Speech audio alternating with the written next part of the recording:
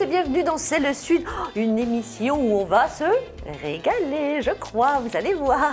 Plein de jolis produits sur notre plateau avec notre invitée qui nous vient tout droit du cœur d'Aubagne, Sylvie Sulitzer, gérante et propriétaire de Gastronomaniac. Sylvie, bonjour. Bonjour Anne. Comment ça va?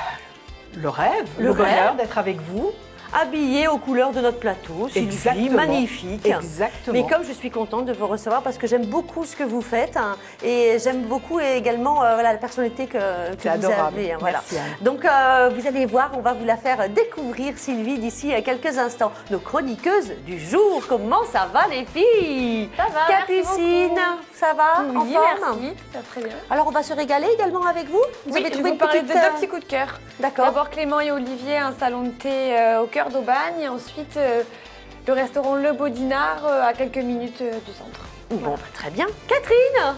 Ah bah écoutez, moi je suis ravie d'avoir retrouvé Capucine déjà. Je m'en doutais.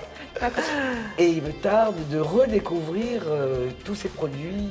Vous allez voir. On va s'éclater. On va je crois, s'éclater. Alors, Catherine, vous allez nous parler des produits qu'on pourrait faire après soleil, tout ça? Oui, ça va? voilà. La semaine dernière, on a vu quelques petites astuces et conseils juste logiques et de bon sens qu'on pratiquait autrefois pour rafraîchir une maison ou pour se rafraîchir. Et cette semaine, on va essayer de voir comment faire quand on a chopé un petit coup de chaleur, Et soi-même? un coup de soleil ou une insolation. S'il s'agit d'une insolation, c'est bien évidemment D'aller en consulter. attendant l'arrivée du médecin. Bien sûr. Et puis, alors, vous savez, la semaine dernière, nous n'avons pas eu le temps, mais on repart avec notre mot. Et Notre mot oublié de Notre la mot langue oublié. française. Et cette semaine, c'est Daubé. Dauber, Daubé et Dauber. Voilà. Alors, Qu'est-ce que c'est qu'un Dauber? bon, on a, Sylvie, on a l'émission pour réfléchir et peut-être avoir une idée. Vous, chez vous également, vous pouvez jouer avec nous. Voilà, mais ça m'étonnerait qu'on le retrouve sur Internet, celui-là. Elle aime pas tout ce qui est texto, tout ça, les mots un peu écorchés. Mais la langue Ah non, française mais- est tellement belle. Tellement Et riche. aujourd'hui, on utilise 12 mots, quoi. Allez, c'est parti. C'est vrai. On va vous découvrir et on va découvrir Gastronomaniac. Alors, Sylvie, depuis combien de temps déjà vous êtes à Aubagne? Alors sur la Alors, ville vous vivez à d'Aubagne. côté d'Aubagne. Oui, hein. je vis à côté d'Aubagne et j'ai ouvert la boutique il y aura 2 ans, au mois de septembre. Ah, déjà? Oui, le temps passe vite. Ça va faire 2 ans. Donc vous êtes arrivé il y a 2 ans dans la région. Pourquoi cette envie d'avoir envie d'ouvrir comme ça une épicerie? Parce que Gastronomaniac, je ne l'ai pas dit, ça me paraissait évident, mais non, c'est une épicerie fine avec vraiment des produits choisis. Oui, tout à fait. En fait, je suis arrivée dans la région dans les années 2010. Oui. Et puis, j'ai fait un petit bout de chemin sur un autre domaine et j'arrive à un âge respectable où il faut préparer sa retraite. Ah, d'accord. Donc, je me suis dit qu'il fallait quand même que je me replonge activement dans une activité et j'ai toujours eu la chance de pouvoir faire des métiers que j'ai toujours aimés, avec des sujets qui m'ont toujours C'est pas passionnée. évident de se relancer quand même dans un commerce, il faut avoir le Oui, le je poids, crois. la poigne, non? Le courage. Le courage, Le ouais. courage. Ouais, c'est ça. Oui. Le courage, mais voilà, la passion est le moteur de beaucoup de choses et c'est vraiment le cas. Les recherches de produits et le Alors, contact. voilà, vous avez toujours aimé, vous êtes une épicurienne, Oui. vous cuisinez. Je pense que c'est difficile de le cacher. Non, mais vous avez toujours aimé ça. Oui, j'ai toujours aimé ça et j'ai toujours aimé surtout les épices. voilà. Des épices de qualité. En fait, ça a été un petit peu mon moteur, mon chemin qui m'a poussé jusqu'à l'épicerie fine. D'accord. C'est cette passion pour les épices, comme avec une cuisine très simple. On peut Twister, magnifier booster. les saveurs et faire d'une assiette de légumes quelque chose d'original et de différent suivant les épices qu'on utilise. On peut faire des choses très simples avec des condiments et des épices de qualité et on peut obtenir donc des plats magiques. Alors, on commence par les épices. Et puis, est-ce qu'il y a beaucoup, là, on voit sur les photos, c'est une épicerie où il y a beaucoup de produits et on va en parler plus précisément. Mais au départ, on commence par quelques produits ou tout de suite, il y a eu cette gamme assez élargie? Mais en fait, c'est un engrenage. Oui. C'est-à-dire que quand on part sur un sourcing de produits, Après, c'est le coup de cœur, La rencontre. c'est la rencontre. Moi, il y a des produits que je cherche, mais tant que je n'ai pas trouvé l'artisan qui va me proposer quelque chose où je vais faire waouh, C'est ça. voilà. Moi, c'est ça. Elle a dit exactement ça, voilà. C'est Sylvie, elle aime bien que ça fasse waouh. Effectivement, c'est pas. Et on va retrouver d'ailleurs des produits complètement atypiques, mais que vous goûtez, que vous sourcez, comme on appelle ça aujourd'hui. Et avec cette rencontre, ce qui n'est pas évident toujours de rencontrer non plus les on rencontre producteurs. pas forcément physiquement, Oui. mais on a beaucoup d'échanges. Les réseaux sociaux aident énormément aussi, donc on crée une relation. Parce que d'abord on se parle souvent, parce qu'il y a des nouveautés, il y a des choses qui évoluent, qui changent, donc il y a toujours un relationnel. Et puis vous aimez les rencontres, en plus vous vous déplacez aussi sur diverses manifestations, enfin voilà, vous êtes hyper active. Oui, ça j'avoue que je pense que c'est le meilleur moyen de découvrir les personnalités qui se cachent derrière un pot, de savoir comment c'est fait, comment on avance, comment...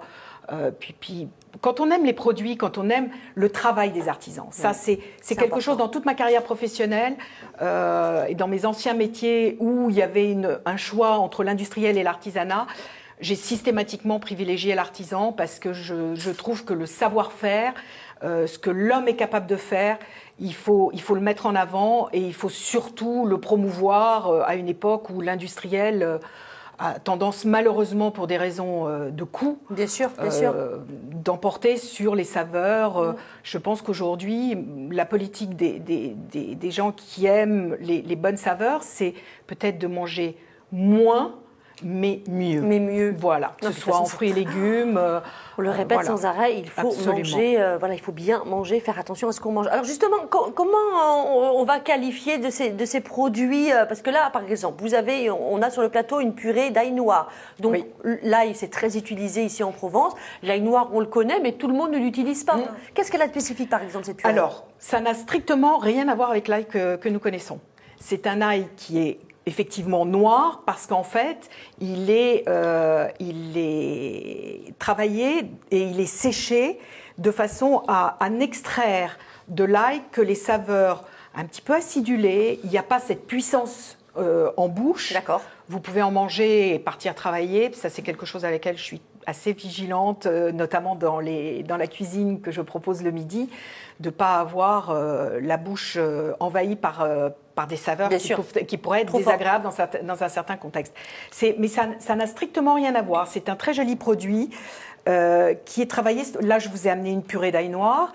Ce sont donc qui existent sous forme de gousses, de têtes d'ail. Donc, vous pouvez sortir les gousses. Vous pouvez les mettre entières. Nous, on les a beaucoup travaillées dans les ballotines en les mettant entières. Donc, quand vous coupez votre ballotine de volaille, vous avez ces petites pointes d'ail. Ça donne un petit côté acidulé. Là, on est sur l'époque des apéritifs avec du fromage, un fromage frais. Moi, je suis très sensible au mélange. Beaucoup de gens aiment le chèvre frais, le bruschetta, tous ces fromages un peu crémeux où on va donner une intensité, où on va pouvoir compléter les saveurs avec des petits riens, des tartines, des salades. Alors justement, vous le disiez, mais vous proposez effectivement des petites planches le midi dans votre épicerie, ça c'est sympa.